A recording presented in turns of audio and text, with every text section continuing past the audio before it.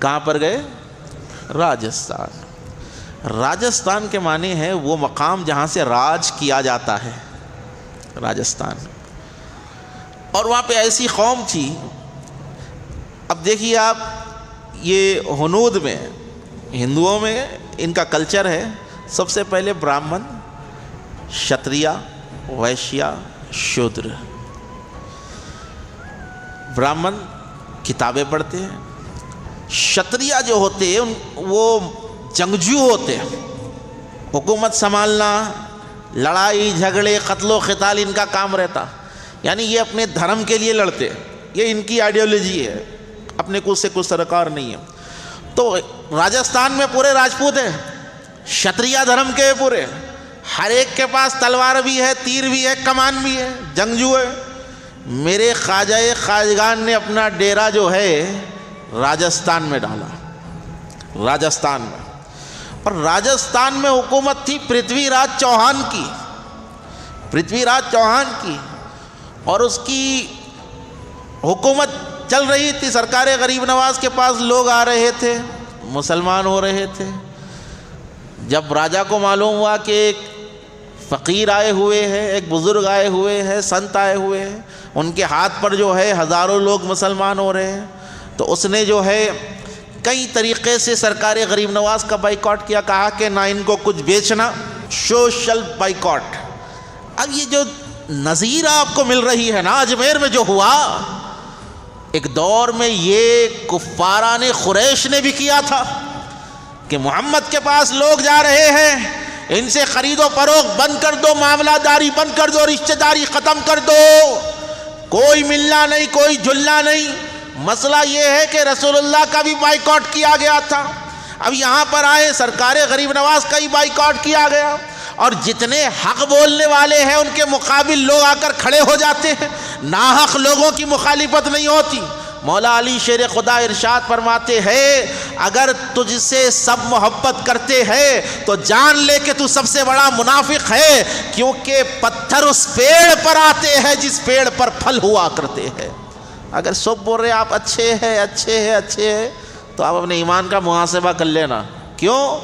پوری دنیا اچھا بولی تو لوگ اچھے نہیں ہوتے۔ ارے اللہ کے نبی علیہ السلام کی مخالفت کی گئی، حضرت موسیٰ علیہ السلام کی مخالفت کی گئی، حضرت ابراہیم علیہ السلام کو اذیتیں دی گئی، حضرت شعیب کو اذیتیں دی گئی، حضرت یونس علیہ السلام کو اذیتیں دی گئی، حضرت یسع کو دی گئی۔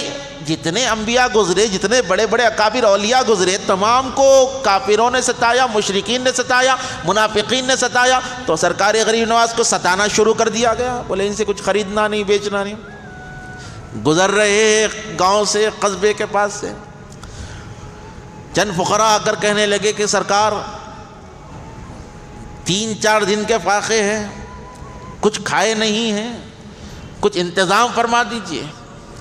سرکار خواجہ خواجان رکے، تھوڑی دور پر ایک مندر تھا، کہا کہ اس کے پجاری کو بلا کر لاؤ، اس کے پجاری کو بلا کر لاؤ۔ اور پجاری آیا، کہا کہ تمہارے پاس کچھ کھانے کے لیے ہے؟ کچھ ہے تمہارے پاس کھانے کے لیے؟ اس نے کہا کہ حضرت آپ فقیر، ہم سنت، آپ کا جو حال ہے ہمارا بھی وہی حال ہے، کچھ نہیں ہے ہمارے پاس کھانے کے لیے۔ سرکار خواجہ غریب نواز نے ارشاد فرمایا، اگر تو اجازت دے تو اس گائے کا دودھ نکال لوں، اگر تو اجازت دے تو اس گائے کا دودھ نکال لوں۔ وہ جو پجاری تھا ادھر دیکھا ادھر دیکھا، بولے حضرت گائے ہوتی تو اجازت دے دیتا، گائے کہاں ہے یہاں پر؟ بولے یہ کھڑی ہوئی ہے۔ وہ دیکھ کے بولا حضرت میں، میرے باپ دادا، میری پشتیں یہاں پہ آرتی کرتے کرتے گزر گئی، یہ پیتل کی گائے منڈی نہیں ہلائی دودھ دیتی۔ بولے تو اجازت دے دے، دودھ نکالنا ہمارا کام ہے، دودھ نکالنا ہمارا کام ہے۔ مرید کو حکم دیا، دودھ نکالو، دودھ دو۔ وہ حیران ہو کر دیکھنے لگا کہ انہیں ہماری پشتوں میں اور کئی برس میری زندگی کے گزر گئی، یہ پیتل کی گائے منڈی نہیں ہلائی، دودھ کیسے دے دی؟ مرید نے تھن پر ہاتھ لگایا، کہا بسم اللہ الرحمن الرحیم، بسم اللہ الرحمن الرحیم۔ دودھ جاری ہو گیا، دودھ جاری ہو گیا۔ تمام فقراء نے پیا، وہ جو سادھو سنت تھے اس نے بھی پیا۔ سرکار غریب نواز نے کہا کہ جزاک اللہ، شکریہ۔ غریب نواز پلٹے تو گھڑا لے کے پیچھے پیچھے وہ پجاری بھی آ رہا، سادھو بھی آ رہا۔ بولے آپ کدھر؟ بولے حضرت آپ جدھر ہم ادھر، آپ جدھر ہم ادھر۔ بولے زندگی تمام اس کو پوچھتا رہا، منڈی نہیں لائی، آپ نے بسم اللہ کہا تو دودھ جاری ہو گیا، آپ کا مذہب سچا ہے، کلمہ پڑھا مسلمان ہو گیا۔ عرض کرنے کا مقصد یہ ہے لوگ جوق در جوق مسلمان ہو رہے ہیں۔ اب پرتھوی راج چوہان کا دوسرا حربہ بولا کہ پانی بند کر دو۔ کیا بولا؟ پانی بند کر دو، پانی بند کر دو، چلے جائیں گے